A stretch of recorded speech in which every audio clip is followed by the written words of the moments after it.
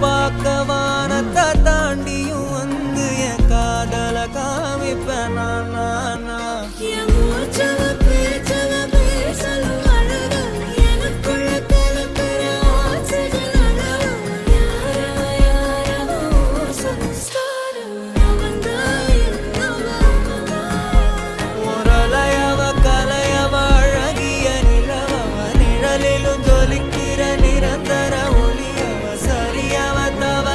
சிரிக்கிற சிரிப்புக்கு அவதான் காரணம்.